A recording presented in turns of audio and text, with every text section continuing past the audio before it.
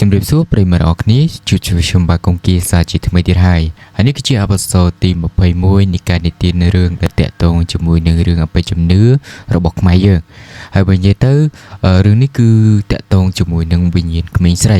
ប៉ុន្តែមុននឹងចូលដល់សាច់រឿងរបស់ខ្ញុំបាទសូមអរគុណប្រិយមិត្តអរគ្នាដែលស្រឡាញ់ពេញចិត្តរូបខ្ញុំបាទអ្នកទាំងអស់គ្នាអាចចុច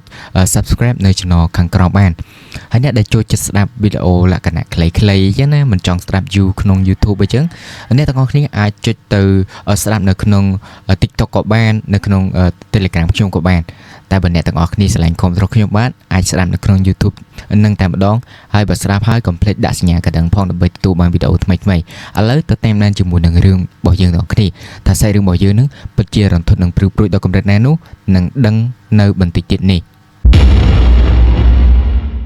សួស្តីប្រិយមិត្តអរគ្នាជួបខ្ញុំបាទគង្គៀនឹងនិទានចែកជូនរឿងដែលតាក់ទងជាមួយនឹងវិញ្ញាណក្មេងស្រីនៅបន្តិចទៀតនេះឥឡូវទៅតាមដានជាមួយនឹងខ្ញុំទាំងអស់គ្នាតើសាច់រឿងមួយនឹងពិតជារន្ធត់នឹងព្រឺព្រួយដល់កម្រិតណានោះសូមអ្នកទាំងអស់គ្នាវិនិច្ឆ័យដោយវិចារណញ្ញាណទាំងអស់គ្នា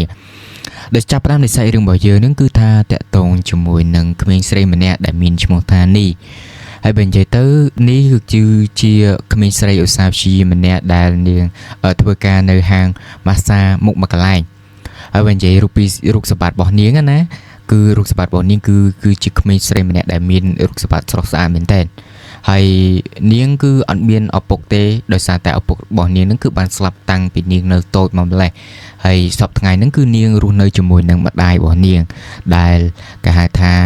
ម្ដាយរបស់នាងគឺមេម៉ាយណាអ្នកទាំងអស់គ្នាមេម៉ាយកូនមួយអញ្ចឹងទៅ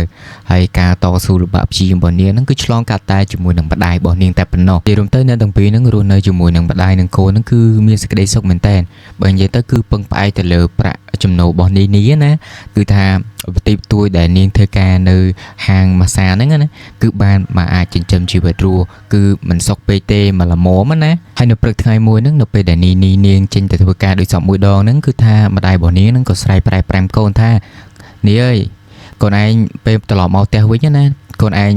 ចូលទៅសុំឆ្កែបោះយាយ៉ែមឲ្យបានមួយមកផងព្រោះថាម៉ែឃើញយាយ៉ែមហ្នឹងគាត់កើតបានកូនឆ្កែ5អញ្ចឹងណាកូនឯងយកសុំគាត់មួយមកហើយដើម្បីយកមកចាំផ្ទះរបស់យើងក៏វាល្អដែរអញ្ចឹងណាកុំឲ្យស្ងាត់ពេកហើយនេះនៅពេលដែលឃើញម្ដាយស្រែកប្រាប់អញ្ចឹងណានាងក៏គិតទៅវាម្យ៉ាងដែរតែគាត់បានគ្នាលេងគ្នានៅផ្ទះណាកុំឲ្យស្ងាត់ពេកបាន3នាក់ដែរលុះល្ងាចឡើងនៅពេលដែលនេះត្រឡប់ពីការងារវិញដូចសមមួយដងណាអ្នកទាំងអស់គ្នានាងក៏ឈានជើងចូលទៅដល់ផ្ទះលោកយាយយ៉ែមដើម្បីសុំគុណឆ្កែមួយតាមសម្ដីរបស់ម៉ាក់របស់នាងណាបន្ទាប់ពីនាងបានចូលទៅកាន់ផ្ទះលោកយាយហើយបន្ទាប់មកនាងឃើញគុណឆ្កែមួយដែលមើលទៅដូចគួរឲ្យស្រឡាញ់មែនតើគឺថាចេញមកស្វាគមន៍នាងទៅម្ដងណានៅពេលអញ្ចឹងទៅនាងក៏សុំលោកយាយបានមួយដោយសារតែលោកយាយគាត់មាន5ដែរហើយលោកយាយនឹងក៏គាត់មិនកំណាញ់ដែរអ្នកទាំងអស់គ្នាបន្ទាប់ពីសុំបានហើយអញ្ចឹងណានាងក៏បញ្ញាបញ្ញាប់ទៅផ្ទះរបស់នាងដូចធម្មតាអញ្ចឹងទៅនៅពេលដែលនាងទៅដល់ផ្ទះលៀមហ្នឹងណានាងក៏យកកូនឆ្កែហ្នឹងទៅបង្ហាញម៉ាក់របស់នាងដើម្បីដាក់ឈ្មោះដាក់អីអញ្ចឹងទៅព្រោះថាមើលឆ្កែហ្នឹងគឺវាគួរឲ្យស្រឡាញ់ដែរហើយនាងក៏ដោយសារតែនាងស្រឡាញ់ឆ្កែដែរអញ្ចឹងណានាងក៏ដាក់ឈ្មោះវាថាអាឡុកអញ្ចឹងទៅដោយសារតែវាឆ្កែឈ្មោះដែរហ្នឹងណាអ្នកទាំងអស់គ្នានាងក៏សម្រេចចិត្តថាដាក់ឈ្មោះអញ្ចឹងតែម្ដងទៅបន្ទាប់ពីមួយថ្ងៃទៅក៏អាឡុកហ្នឹងក៏វាចិត្តតែចម្រើនពេញវ័យហ្នឹងគឺវាធំដែរហើយអ្នកទាំងអស់គ្នាបើនិយាយទៅអាឡុកហ្នឹងគឺវាឆ្លាតមែនតើទៅធ្វើឲ្យម្ចាស់របស់វាហ្នឹងគឺដកចិត្តអត់រួចទេពីមួយថ្ងៃហ្នឹងនៅពេលដែលនីត្រឡប់ពីការងាររបស់នាងដោយសមមួយដងហ្នឹងគាត់ថានេះក៏តែងតែយកនំណែកតិចបន្តួចទេណាយកមកផ្ញើអាឡុកជាប្រចាំហើយអាឡុកហ្នឹងក៏វាឆ្លាតទៀតអ្នកទាំងអស់គ្នានៅរាល់ព្រឹកហ្នឹងគឺវាតែងតែជូនម្ចាស់របស់វាហ្នឹងទៅចំណតរថយន្តក្រុងជានិច្ចហើយមិនឆ្លាតធម្មតាណាតើតែម្ចាស់វាឡើងរថយន្តក្រុងបាត់ទៅចេញដំណើរទៅបានវាត្រឡប់មកផ្ទះវិញហើយនៅពេលដែលនីត្រឡប់មកពីការងាររបស់នាងវិញនៅពេលល្ងាចណាគឺវាតែងតែរត់ទៅចាំម្ចាស់វាជានិច្ចបើនិយាយជារួមទៅអ្នកទាំងអស់គ្នាគឺថាអ្នកស្រុកអ្នកភូមិហ្នឹងគឺតែងតែឃើញអាឡុកវាធ្វើអញ្ចឹងជាប្រចាំណាគឺអ្នកស្រុកអ្នកភូមិហ្នឹងគឺតែងតែសរសើរវាថងថាវាឆ្លាតវាតែងតែទៅចាំម្ចាស់របស់វាហ្នឹងដល់ពេលដែលម្ចាស់វាត្រឡប់ពីការងារវិញណាបើឆ្កែធម្មតាវាតែងតែវាចាំដែរប៉ុន្តែវាចាំនៅផ្ទះអញ្ចឹងណាតែអានេះវារត់ទៅចាំហើយវាលក្ខណៈថានាំផ្លូវទៅវិញទៅមកអញ្ចឹងទៅជារៀងរាល់ព្រឹកជារៀងរាល់ថ្ងៃទៅ ឲ្យអ្នកស្រុកអ្នកភូមិហ្នឹងគេកោតសរសើរវាគ្រប់គ្នាតែម្ដងអ្នកទាំងអស់គ្នាអស់រយៈពេល1ឆ្នាំពីមួយថ្ងៃទៅមួយថ្ងៃពីមួយខែទៅមួយខែរហូតដល់1ឆ្នាំណាអ្នកទាំងអស់គ្នាហើយបន្ទាប់មកនេះក៏បានទទួលបានតំណែងមួយខ្ពស់ជាងមុនទទួលបាននៅតំណែងគ្រប់គ្រងតាមផ្នែកនីមួយៗណាដោយសារតែពីមុនធ្លាប់ធ្វើតែជាបុគ្គលិករបស់គេទេប៉ុន្តែនាងឥឡូវជាប្រធានគ្រប់គ្រងផ្នែកមួយចឹងទៅហើយតំណែងរបស់នាងគឺថាប្រាក់ខែរបស់នាងគឺកាន់តែឡើងជាងមុនបន្តិចដោយសារតែពីមុននាងធ្វើជាបុគ្គលិកគេទេហើយបើនិយាយទៅនេះគឺបន្ទាប់ពីបានឡើងតំណែងអញ្ចឹងទៅការងាររបស់នាងក៏វាច្រើនតាមនឹងដែរគឺការធ្វើការគឺវាច្រើនណាគឺពេលខ្លះទៅត្រឡប់មកផ្ទះវិញរឿងយប់មែនតើហើយនៅថ្ងៃមួយនោះនៅពេលដែលនេះត្រឡប់មកផ្ទះវិញហ្នឹងគឺថាវាចំអីថ្ងៃបំណាច់ឆ្នាំនៅកន្លែងការងារហ្នឹងគឺតែមានធ្វើកម្មវិធីជប់លៀងអីតិចតួចណានៅថ្ងៃបំណាច់ឆ្នាំជប់លៀងបុគ្គលិកអីចឹងទៅដែលធ្វើឲ្យអាលោកវិដេកចាំនៅកន្លែងចំណតរថយន្តក្រុងហ្នឹងគឺថាចាំពី1ម៉ោងទៅ1ម៉ោងគឺអត់ឃើញម្ចាស់របស់វាត្រឡប់មកផ្ទះវិញទេអ្នកទាំងអស់គ្នានេះក៏គិតថាយប់នេះដូចជាយប់ជ្រៅដែរហើយអញ្ចឹងក៏សុំចវាយរបស់នាងហ្នឹងចេញពីកន្លែងធ្វើការទៅមុនដោយសារតែនាងអានេះឆ្កែពេកណា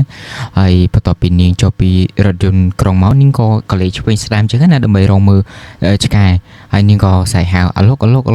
ហៅឆ្កែរបស់នាងណាដែលជាឈ្មោះរបស់វានៅពេលដែលនាងស្រែកហៅវាចឹងតែអត់ឃើញវាចឹងណាអ្នកទាំងអស់គ្នានាងក៏ដើរសម្ដៅទៅកាន់ផ្ទះរបស់នាងបើនិយាយទៅយប់នោះគឺស្ងប់ស្ងាត់មែនតើហើយងងឹតទៀតហើយអាលោកវាអត់មកចាំដូចសមួយដងទេមិនថាវាអត់ចាំទេប្រហែលជាវាចាំយូរចឹងណាវាទៅផ្ទះវិញអញ្ចឹងក៏អត់ដឹងដែរ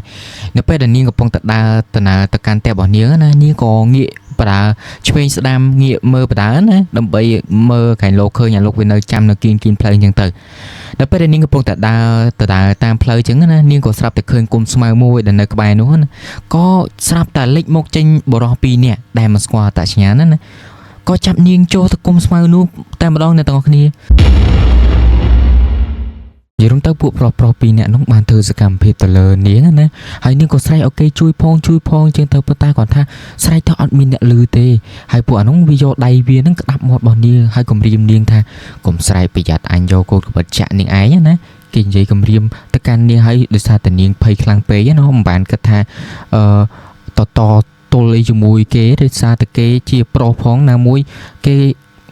លក្ខណៈថាគេមានកម្លាំងកំហែងជាងណាខ្លួនជាស្ត្រីធ្វើអីគេអត់បានអញ្ចឹងក៏មិនហ៊ានមាត់ខ្លាចគេសម្លាប់ក៏នៅស្ងៀមតែម្ដងអ្នកទាំងអស់គ្នានិយាយរំទៅគាត់តែពួកនឹងវាចាប់ផ្ដើមរំលោភទៅលើនាងណាអ្នកទាំងអស់គ្នាក៏ស្រាប់តែឮសំឡេងឆ្កែព្រុសឡើងយ៉ាងសន្ធោសន្ធៅមែនតើនៅកន្លែងហ្នឹងហើយនៅពេលនោះដែរនេះគាត់តែឃើញឆ្កែព្រុសអញ្ចឹងណានាងក៏ហៅអាឡុកវាក៏ចេញមកនិយាយទៅគឺវាចេញមកហ្មងណាដើម្បីខំអា2នាក់ហ្នឹងណាគាត់ទៅខំទៅអា2នាក់ហ្នឹងគាត់ទៅឃើញឆ្កែមកគឺវាអត់នៅទេអ្នកទាំងអស់គ្នាគឺរត់បែកជើងគ្នាទៅម្ដងដោយសារតែអាហ្នឹងអាឡុកហ្នឹងវាការពារម្ចាស់វាគឺវាកាយសាហាវមែនតើនៅពេលហ្នឹងណានិយាយរំទៅពួក2នាក់ហ្នឹងវារត់អត់បានស្រួលទេអ្នកទាំងអស់គ្នាគឺថាអាឡុកគឺវាខំតតែហូរឈាមដាច់សាច់ដុំអ្នកទាំងអស់គ្នានិយាយរំទៅគាត់តែអាឡុកមកដល់ភ្លាមអ្នកទាំងអស់គ្នាក៏បានឮសំឡេងឈូឆរដល់អ្នកជិតខាងអញ្ចឹងក៏ផ្អើលរត់មកមើលលក្ខណៈថាមកមើលអ្នកដែលទៅបំពេញរាងកាយនេះណាចង់ដឹងថាពួកវានឹងមកពីណាហើយក៏មានការផ្អើលឈូឆរពេញមិននឹងតែម្ដងអ្នកទាំងអស់គ្នាគ្រាន់តែពួកចៅនឹងវារត់ទៅបាត់ដែរអ្នកទាំងអស់គ្នានេះក៏ងាកឆ្វេងងាកស្ដាំរកមើលអាឡុកដោយសារតែមុននឹងអាឡុកត្រូវបានពួកចៅទាំង2នាក់នោះចាក់ត្រូវមួយកំបិតយ៉ាងធ្ងន់ធ្ងរមែនតើហើយក៏ងាករហៅអាឡុករណាដោយសារតែនាងអាណិតមែនតើកុំតែបានអាឡុកមកទេកុំអីនាងមិនដឹងថាទៅជាយ៉ាងណាទេពួកអានឹងវាគំរាមដល់ថ្នាក់សម្លាប់ទៀតណាអ្នកទាំងអស់គ្នានិយាយរំទៅកុំទៅបានគុណបនអាឡុកទេអ្នកទាំងអស់គ្នាកុំអីនាងមិនដឹងថាទៅជាយ៉ាងណាទេនៅពេលនោះនាងក៏ព្យាយាមស្រែកយកដោយសារតែនាងមានអារម្មណ៍ថាអាណិតអាឡុកមែនតើដោយសារតែគុំទៅបានគុណបនអាឡុកហើយនៅពេលនោះគឺថាអ៊ំក្បែរផ្ទះនោះក៏មកជួយរកហើយមិនមែនថាជួយរកអីទេគាត់ទៅថាអ៊ំម្នាក់នោះគាត់ឆ្ងល់ថានេះនឹងស្រែកហៅអីគេហើយគាត់តែអញ្ចឹងណាគាត់តែនាងគាត់ទៅលឺអ៊ំស្រីម្នាក់នោះសួរថានេះរកអីគេអាឡុកនឹងត្រូវបានឡានបុកតាំងពីថ្ងៃមិញហើយនាងគាត់ទៅលឺអញ្ចឹងណា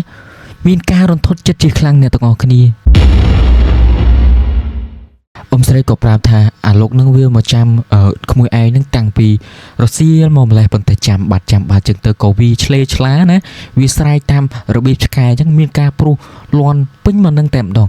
ដោយអត់មាននរណាខាត់បានចឹងណាវារត់ឆ្វេងឆ្វាយរោនេះឯងប៉ុន្តែអត់ឃើញចឹងទៅក៏ត្រូវបានឡានបុកអ្នកទាំងអស់គ្នាអេមាននិយាយមែនអ្នកទាំងអស់គ្នាគឺទៅសារទឹកចិត្តមែនតើគឺវាឆ្លាញ់ម្ចាស់វាស្មើនឹងជីវិតរបស់វាគឺវាតែងតែមកចាំម្ចាស់វាជំនិចមិនថាពេលព្រឹកមិនថាពេលរសៀលនៅពេលដែលម្ចាស់វាត្រឡប់មកវិញណាគឺថាវាតែងតែចាំជានិច្ចហើយប៉ុន្តែវាអត់ភ័ព្វពេលថ្ងៃហ្នឹងគឺវាចាំបាត់ចឹងទៅក៏ធម្មតាទេសភាពនៃសัตว์ណាគឺថាវាតែងតែបារម្ភប៉ុន្តែការបារម្ភរបស់គ្នានឹងគឺមានការស្រែកយំឆ្លេឆ្លាពេញមកនឹងទៅធ្វើឲ្យគ្នាហ្នឹងគឺឆ្លេឆ្លាចុះឡើងក៏ត្រូវឡានបុកអ្នកទាំងអស់គ្នាគឺពិតជាគួរឲ្យអាណិតមែនតើនិយាយរំទៅម៉ាក់នីហ្នឹងក៏អត់តន់យកសាកសពរបស់លោកហ្នឹងទៅកប់ដែរអ្នកទាំងអស់គ្នាដោយសារតែមានក្តីនឹករលឹកហើយនឹងស្រឡាញ់ជាខ្លាំងណាក៏ទុកឲ្យកូនស្រីរបស់គាត់ហ្នឹងទុកមើលសិនទុកលាគ្នាជាលើកចុងក្រោយអញ្ចឹងទៅហើយបន្ទាប់មកដល់ពេលដែលនីត្រឡប់ពីការងារវិញណាសឹងតែថាមិនជឿនឹងផ្នែកថាលោកនឹងត្រូវបានឡានបុកស្លាប់ការពីរសៀលណាអ្នកទាំងនេះគឺនាងសឹងតែថាមិនជឿនឹងផ្នែកណាដោយសារតែមុននឹងនាងជួបហេតុការណ៍ដែលមួយលក្ខណៈថារន្ធត់ខ្លាំងណាត្រូវបានលោកនឹងវាជួយសង្គ្រោះនាងគឺនាងពិតជាគេហៅថាតក់ស្លុតមែនតើណានៅពេលហ្នឹងនេះដោយសារតែលើម្ដាយរបស់នាងនិយាយថាលោកនឹងត្រូវបានស្លាប់តាំងពីរសៀលហ្នឹងហើយក៏ដូចជាអ៊ំចិត្តខាងហ្នឹងគាត់និយាយប្រាប់ចឹងទៅនាងមានអារម្មណ៍ថាតក់ស្លុតមែនតើសឹងតែថាមិនជឿណានាងក៏ស្រែកសួរទៅម៉ាក់របស់នាងណាម៉ាក់ណាលោកវេទនាបាត់ហើយខ្ញុំអត់ជឿទេខ្ញុំអត់ជឿថាវាស្លាប់អញ្ចឹងណាដោយសារតែមុននឹងនាងក៏ឃើញនឹងផ្នែកថាអាលោកនឹងគឺវានៅមានជីវិតទេហើយ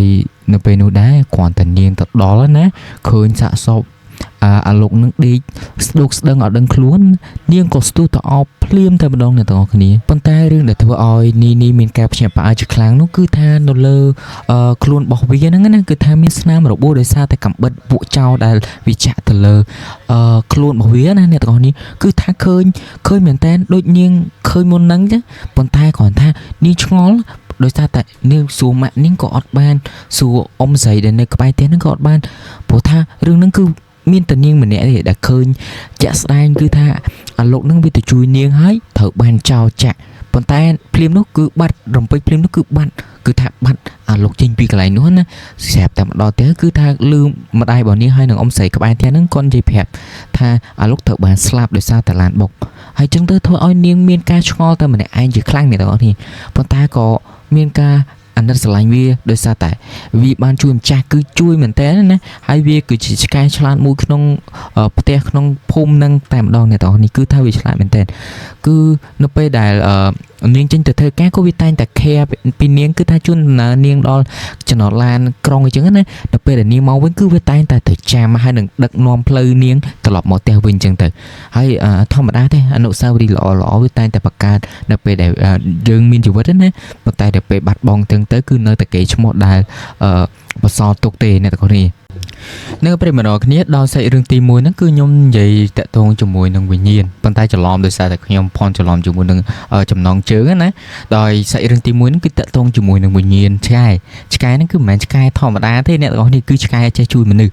ហើយដោយសាច់រឿងទី2ហ្នឹងគឺតាក់ទងជាមួយនឹងវិញ្ញាណក្មេងស្រីអាហ្នឹងគឺជាសាច់រឿងផ្ទាល់ដែលខ្ញុំដាក់នៅក្នុង timeline របស់ខ្ញុំណាអ្នកទាំងអស់គ្នាទៅតាមដាននិងស្ដាប់ទាំងអស់គ្នាជាមួយនឹងសាច់រឿងទី2នេះគឺពិតជាពិសេសយ៉ាងណានោះអ្នកទាំងអស់គ្នាទៅតាមដានជាមួយនឹងខ្ញុំនៅបន្តិចទៀតនេះ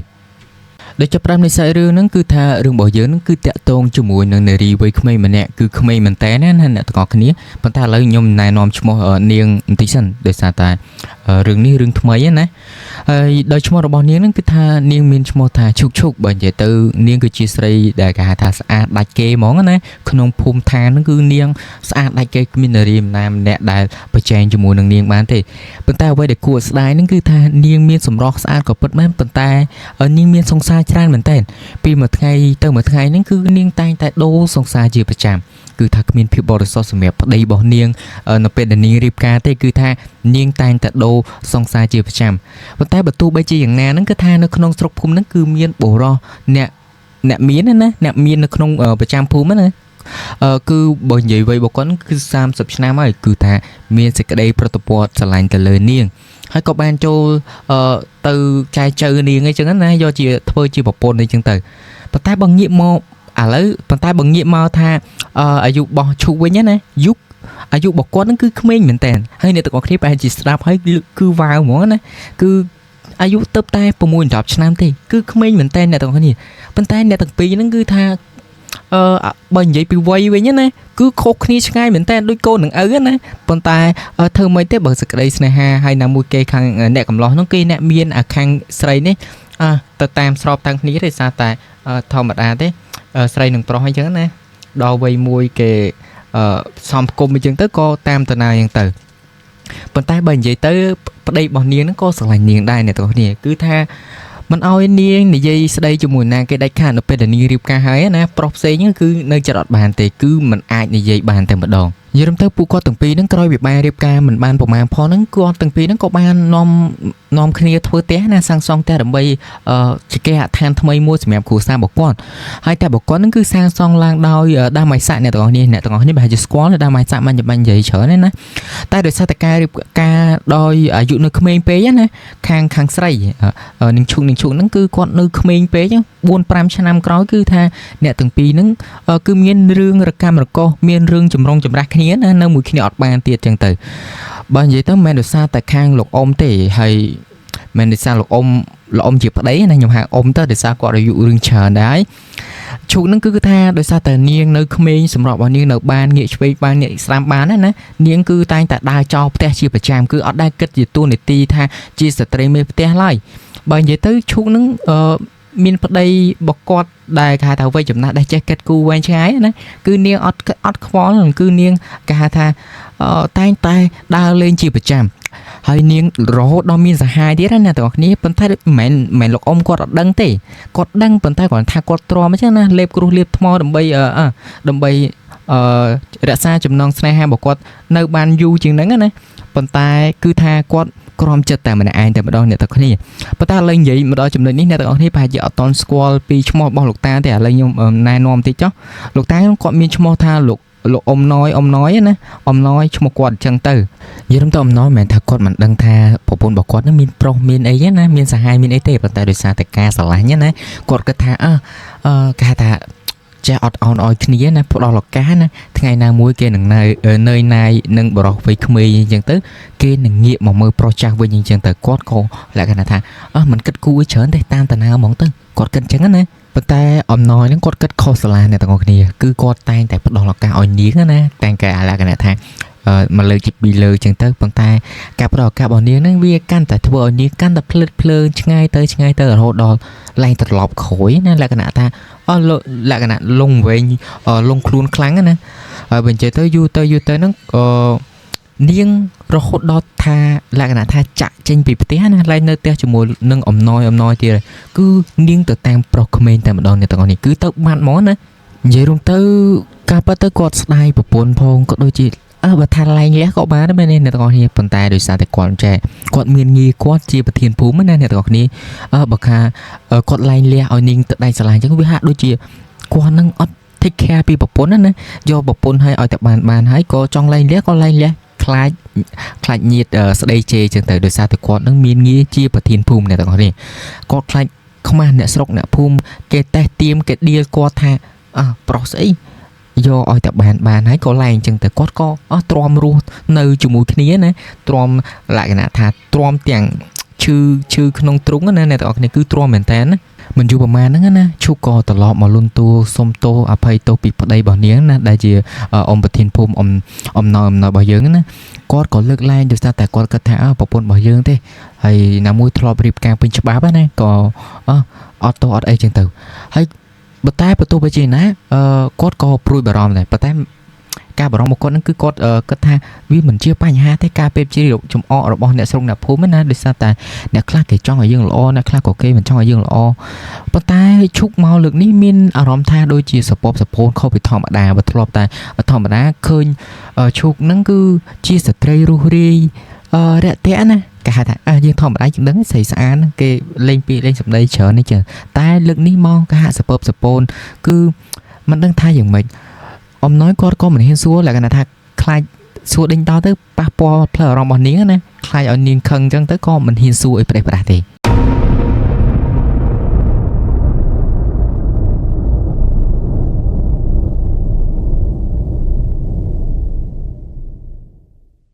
ហើយរឿងដែលចម្លែកជាងនេះទៅទៀតហ្នឹងគឺថាដល់ពេលដែលឈូកត្រឡប់មកវិញណាអ្នកទាំងអស់គ្នាគឺថាឈូកអត់ដែរចេញក្រៅទេគឺនាងតែងតែសង្ងំនៅក្នុងបន្ទប់របស់នាងជានិច្ចគឺអត់ព្រមចេញទៅណាមិនដឹងថាយ៉ាងម៉េចអត់ដូចពីមុនណាធ្លាប់តែជានារីឆ្វេងស្រាបឆ្វេងឆ្វាយស្ដាំឆ្វេងចឹងទៅប៉ុន្តែនាងមកលើកនេះគឺសង្កេតសង្កាត់ស្ងប់ស្ងៀមមែនទែនហើយអ្វីដែលយើងអាចថាកត់សម្គាល់ឃើញណាទី1នៅត្រង់លើរូបរាងកាយរបស់នាងរូបរាងកាយរបស់នាងធ្លាប់តែជានារីដែលហៅថាមានរូបសម្ផស្សស្រស់ស្អាតល្អស្បែកផូរផង់ស្រស់ថ្លាណាប៉ុន្តែនៅពេលដែលនាងត្រឡប់មកវិញលើកនេះគឺថាសម្រស់របស់នាងហ្នឹងគឺមិនដឹងថាយ៉ាងម៉េចគឺសពោមែនតើមើលទៅដូចគេហៅថាដូចត្រុតត្រោមណាមិនដឹងថាជាមានបញ្ហាអីក៏មិនដឹងដែរហើយបន្ទាប់ពីប្រពន្ធរបស់លោកអំណយណាលោកអំណយដែលត្រឡប់មកវិញមិនបានប្រហែលថ្ងៃផងអំណយក៏តែងតែសង្កេតឃើញថាប្រពន្ធរបស់គាត់មកលើកនេះរឿងដែលចម្លែកហ្នឹងគឺវាកើតជាប្រចាំហើយវាកើតពីមួយថ្ងៃទៅមួយថ្ងៃហ្នឹងគឺតែងតែធ្វើឲ្យគាត់មានអារម្មណ៍ថាឆ្ងល់មែនតើហើយជាប្រចាំហ្នឹងគឺតែងតែមានសត្វមៀមមួយក្បាលធំមែនតើណាអ្នកទាំងអស់គ្នាទុំនៅលើដំបូលផ្ទះរបស់គាត់ជាប្រចាំអត់ដឹងថាគឺជាប្រភ្នូលមិនណាអាហ្នឹងបើថាតាមជំនឿរបស់អ្នកភូមិអ្នកស្រុកវិញណាគេថាសត្វមៀមមកទុំលើដំបូលផ្ទះចឹងគឺជាប្រភ្នូលអាក្រក់គឺអត់សូវល្អហ្មងទេសម្រាប់យើងណាព្រោះថាសត្វនេះគឺវាមានលក្ខណៈថាជាអាចថាជាសាបើនិយាយថាសាណាសានៃសេចក្តីស្លាប់គង់តែមានអ្នកស្លាប់អីបើនិយាយមួយម៉ាត់ថាបើមៀមនឹងទុំនៅផ្ទះណាផ្ទះនោះប្រកាសណាថាជាមានអ្នកស្លាប់ជាជាពំខាននៅថ្ងៃណាមួយឥឡូវអាហ្នឹងគ្រាន់តែជាប្រភ្នូលហើយក៏ដូចជាជំនឿទេប៉ុន្តែទៅមុខទីទៀតអត់ដឹងថាយ៉ាងណាទេឥឡូវទៅតាមដាននឹងស្រាប់ខ្ញុំបន្តទៀត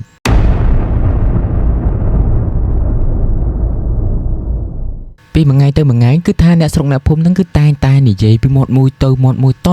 គ្នាថាលោកប្រធានភូមិហ្នឹងគង់ទៅដល់ថ្ងៃគ្រោះទេអ្នកទាំងអស់គ្នាគាត់និយាយចឹងណាអ្នកស្រុកអ្នកភូមិណាហើយលោកប្រធានភូមិដោយសារតែគាត់ឆ្ងល់ហើយដោយសារតែចង់ជំរះមន្ទិលសង្ស័យរបស់ប្រជាជនក៏ដូចជាអ្នកស្រុកអ្នកភូមិហ្នឹងក៏គាត់ទៅឲ្យមនុស្សចាត់មនុស្សឲ្យទៅរកគ្រូអាគមគ្រូសិលអីចឹងទៅដើម្បីមកជំរះមន្ទិលសង្ស័យនៅក្នុងផ្ទះរបស់គាត់ហើយនៅពេលនោះគឺថានៅពេលដែលលោកគ្រូសិលគាត់មកដល់ព្រាមណាលោកគ្រូសិលក៏រអ៊ូថាផ្ទះនេះធ្វើគ្មានក្បួនខ្នាតអីបន្តិចតតែសោះហ្មងធ្វើអីពីម៉ៃសាក់លក្ខណៈថាផ្ទះវាធំមែនប៉ុន្តែវាធ្វើពីឈើម៉ៃសាក់នេះទាំងអស់គ្នាវាបើយើងនិយាយទៅបើតាមក្បួនខ្មែរណាគេមានក្បួនខ្នាតត្រូវធ្វើណាមិនចេះតែធ្វើអានេះបើតាមសម្ដីរបស់លោកគ្រូណាអ្នកទាំងអស់គ្នាគឺគាត់ថាឲ្យវាសមហើយឈើនេះវាមិនជាឈើសម្រាប់មកធ្វើផ្ទះទេហើយបើនិយាយទៅឈើនេះគឺសម្រាប់វិញ្ញាណរស់នៅចឹងទៅអ្នកទាំងអស់គ្នាគាត់និយាយចឹងណាហើយអំណោយគាត់ឆ្ងល់មានន័យថាម៉េចលោកគ្រូគាត់ថាផ្ទះនេះគឺច្បាស់ណាស់ 100% គឺមានវិញ្ញាណស្រីនៅចង់និយាយចឹងណាគាត់និយាយ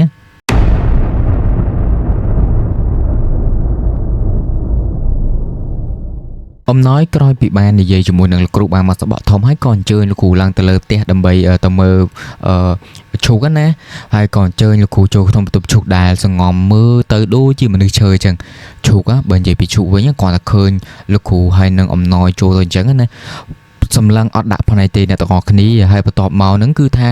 សួរទៅកាន់លោកគ្រូថាឯងជាគ្រូខ្មោចមែនទេឯកចាស់សួរអញ្ចឹងណានិយាយរំទៅសម្ដីមួយម៉ាត់មិញណាអ្នកទាំងអស់គ្នាគឺនៅពេលដែលឈប់និយាយអញ្ចឹងណាអំណោយហ្នឹងគឺគាត់មានអារម្មណ៍ថាឆ្ងល់មែនតើព្រោះថាសម្ដីពីមុនមកហ្នឹងឈប់អត់ដែរនិយាយលក្ខណៈគំរោះគំរើយបោះបោអញ្ចឹងទេគាត់មានអារម្មណ៍ថាព្រឺសម្បុរពិតជាគួរខ្លាចមែនតើអ្នកទាំងអស់គ្នាមួយម៉ាត់មិញណាបើនិយាយទៅគឺពិតជាដូចសម្ដីអ្នកស្រុកអ្នកភូមិគេនិយាយមែនគឺថានៅពេលដែលសត្វមាននឹងមកទុំលើដំបូលផ្ទះណាគឺជាសញ្ញាអាក្រក់គឺនាំតែរឿងចរាយអពមង្គលចូលផ្ទះអញ្ចឹងណាអ្នកទាំងគ្នាហើយក៏ដូចជាសញ្ញានៃយមទូតណាដែលថាគឺជាសេចក្តីស្លាប់ប្រហែលថាមានអ្នកស្លាប់នៅក្នុងផ្ទះនឹងជាក់ស្ដែងតែម្ដងនិយាយទៅផ្ទះដែលធ្វើឡើងដោយម្សាក់ហ្នឹងគឺលោកប្រធានភូមិអំណោយហ្នឹងណាគាត់អត់ដឹងថាមានវិញ្ញាណអាស្រ័យលក្ខណៈថានៅហ្នឹងឯងតែដោយសារតែអញ្ជើញលោកគ្រូមកអញ្ចឹងទៅក៏ដឹងហើយណាមួយក៏ឃើញពីអកប្បកិរិយារបស់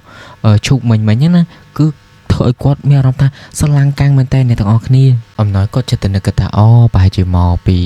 អញធ្វើផ្ទះហ្នឹងមកពីដើមមិនស្អាតមើលទៅបានជាវាមានបញ្ហាមានវិញ្ញាណមានអីមករស់នៅអញ្ចឹងណាហើយណាមួយក៏វាចេះតែរឹកកាត់រឿងចលាយនៅពេលដែលឈូកត្រឡប់មកវិញណាធ្វើឲ្យនាងបដូរអាកប្បកិរិយារបស់នាងសឹងតែ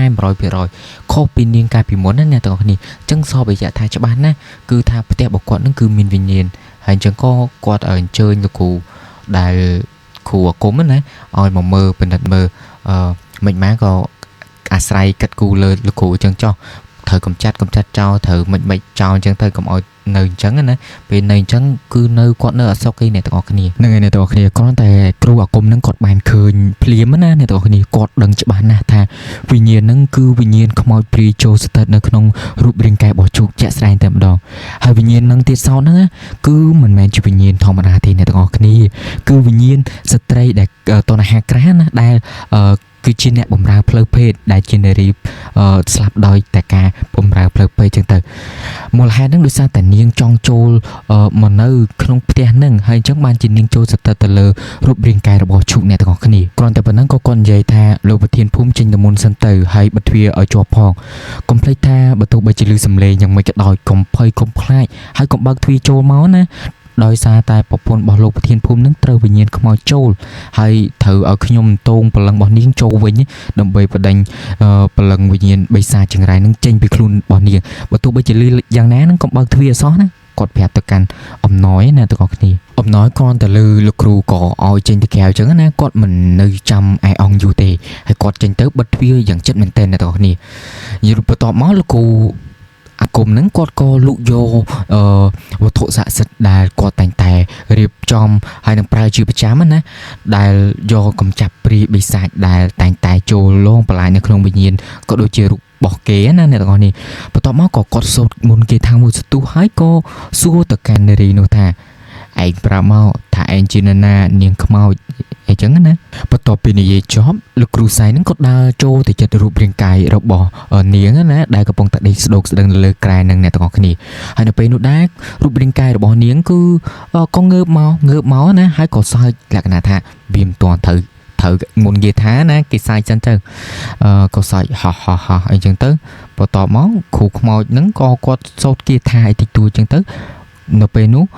ឈូកហ្នឹងក៏មានរឹកពីលក្ខណៈថាប្រុងរត់ចេញទៅក្រៅណាប៉ុន្តែរត់ចេញណាបានអ្នកទាំងអស់គ្នាទ្វារក៏បិទហើយលោកគ្រូក៏ទាញរំពាត់ផ្ដៅណាក៏ទាញវាយយកហើយក៏គំរាមនិយាយថាខ្មោចឯងនេះហេតុអីក៏សាំងតែភាពក្តៅក្រហាយដល់ម្ចាស់ទេអញ្ចឹងឆាប់ចេញពីរូបរាងកាយរបស់គេភ្លាមបើមិនអញ្ចឹងទេអញនឹងវាយនាងឯងនឹងរំពាត់នេះឥឡូវនេះហើយគ្រាន់តែនិយាយចប់លោកគ្រូក៏លើករំពាត់វាយទៅលើរូបរាងកាយរបស់នាងឈូកតែម្ដងសម្លេងរបស់នាងឈូកដោយសេចក្តីធ្ងួចធ្ងរដោយសេចក្តីឈឺចាប់ពន់ពេកក៏ស្រែកចេញឲ្យប្តីជួយផងលោកប្តីទៅណាហើយជួយប្រពន្ធផងប្តីឈឺណាសំឡេងរបស់នាងស្រែកសុំជំនួយពីអំណោយក៏កំពុងតែស្ដាប់ការបង្ក្រាបខ្មោចរបស់លោកគ្រូនៅខាងក្រៅបន្ទប់ដោយសំឡេងធ្ងន់ធ្ងរយ៉ាងអណយធមរបស់នាងធ្វើឲ្យអំណោយនឹងទ្រាំពុំបានក៏ប្រញាប់រត់ទៅបើកទ្វារចូលទៅនៅពេលដែលបើកទ្វារឃើញលោកគ្រូកំពុងតែវាយប្រពន្ធខ្លួនដូច្នេះដោយក្តីអាណិតពំពេកគាត់ក៏បានចូលទៅខាត់លោកគ្រូដោយភ្លេចបំរាមរបស់លោកគ្រូមុននេះគ្រាន់តែចូលទៅដល់ភ្លាមអំណោយក៏សូមសេចក្តីប្រោសប្រទានអំពីលោកគ្រូអាគមបានហើយលោកគ្រូខ្ញុំសូមអង្វរលោកគ្រូជប់វាយនាងទៀតទៅនាងជាប្រពន្ធខ្ញុំណាលោកគ្រូក៏និយាយថានេះគឺជាវិញ្ញាណចង្រៃមិនមែនជាប្រពន្ធរបស់លោកទេកុំហាមខ្ញុំអីខ្ញុំនឹងដេញវិញ្ញាណរបស់នាងចេញនាងគឺជាវិញ្ញាណរបស់ស្ត្រីពេស្យាឲ្យចេញពីរូបរាងកាយនាងឥឡូវនេះអំណោយក៏សួរទៅកាន់លោកគ្រូបន្តទៀតលោកគ្រូតើខ្មោចចង្រៃនោះជានរណាបើនិយាយទៅជូក៏មិននិយាយអីតទៀតដែរអ្នកទាំងអស់គ្នាប៉ុន្តែក្រសែភ្នែករបស់នាងហ្នឹងគឺថាសុំអង្វរអំពីប្តីរបស់នាងហ្នឹងឲ្យជួយនាងផងដោយសារតែលោកគ្រូខ្មោចហ្នឹងបានវាយទៅលើរូបរាងកាយរបស់នាងប៉ុន្តែរំពុតប្តីហ្នឹងក៏នៅតែបន្តវាយទៅលើរូបរាងកាយរបស់នាងរហូតដល់នាងសន្លប់បាត់ស្មារតីទៅដោយសារតែការឈឺចាប់ពេកវិញ្ញាណស្ត្រីពេស្យានោះក៏បានហោះចេញទៅពីរូបរាងកាយរបស់ឈូកតែម្ដងចំណែកឯសត្វមានដ៏ធំមួយក្បាលដែលទំនៅលើដំបូលផ្ទះនោះ ខស្រែកត្រហឹងអង្កងធ្វើឲ្យព្រឹកសម្បុរមុននឹងត្រដែងស្លាប់ហើរចេញទៅនៅពេលដែលសត្វមៀមនិងវិញ្ញាណខ្មោចព្រាយហោះហើរចេញទៅលោកគ្រូអាគមក៏បានងាកមើលមកកាន់រូបរាងកាយរបស់ឈូកដែលកំពុងតែដេកនៅក្នុងបន្ទប់យ៉ាងស្ងៀមស្ងាត់លោកគ្រូអាគមក៏និយាយទៅកាន់អំណយថាណយអើយកាត់ចិត្តណាប្រពន្ធរបស់ណយឯងនេះត្រូវបានស្លាប់ហើយនាងនៅមានជីវិតនេះក៏ដោយសារតែវិញ្ញាណប្រលឹងរបស់បិសាចតែប៉ុណ្ណោះមកស្ថិតនៅក្នុងរូបរាងកាយរបស់នាងកាត់ចិត្តណាណយលោកគ្រូអាគមក៏និយាយទៅកាន់អំណយទៀតថាណយអើយកាត់ចិត្តទៅឈូកនេះស្លាប់យូរហើយនាងមានជីវិតនេះដោយសារតែការចូលស្ថិតរបស់វិញ្ញាណខ្មោចព្រាយតែប៉ុណ្ណោះបើនិយាយទៅនាងស្លាប់តាំងពីនាងចេញទៅពីផ្ទះមកម្លេះលោកគ្រូអាគមក៏ចង់ឲ្យអំណយអស់ចិត្តណាអ្នកទាំងអស់គ្នាគាត់ក៏ហូតកណាត់សចេញពីថងយាមរបស់គាត់ចឹងទៅបន្ទាប់មកក៏គាត់ដាក់លើភ្នែករបស់អំណយហើយក៏សូត្រមន្តគាថាមួយសបកក្រោយមកក៏ចេញរូបរាងរបស់ឈូកតែម្ដងផ្ទាល់នឹងមុខតែម្ដង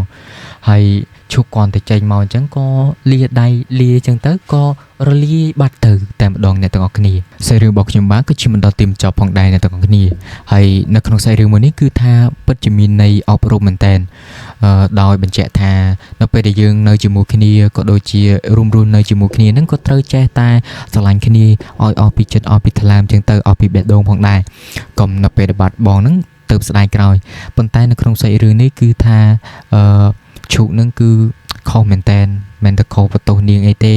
ដោយសារតែនាងភ្លើតភ្លើននៅវ័យក្មេងណាមិនទាន់ចេះគិតអីទេនាងក៏ភ្លើតភ្លើនតាមវ័យរបស់នាងអញ្ចឹងទៅក៏ធ្វើឲ្យនាងលងខ្លួនស្លាប់ដោយសារតែនាងទៅតាមប្រុសណាពិតជាអភ័ព្វមែនទែនអ្នកទាំងអស់គ្នាហើយសាច់រឿងរបស់ខ្ញុំបានក៏ឈានមកដល់ទីបញ្ចប់អរគុណប្រិយមិត្តអរគ្នាអ្នកដែលនិយមតាមដាននីតិរឿងព្រៃខ្មោចជួបគ្នាជាមួយនឹងវីដេអូក្រោយហើយនេះគឺជាអេពីសូតទី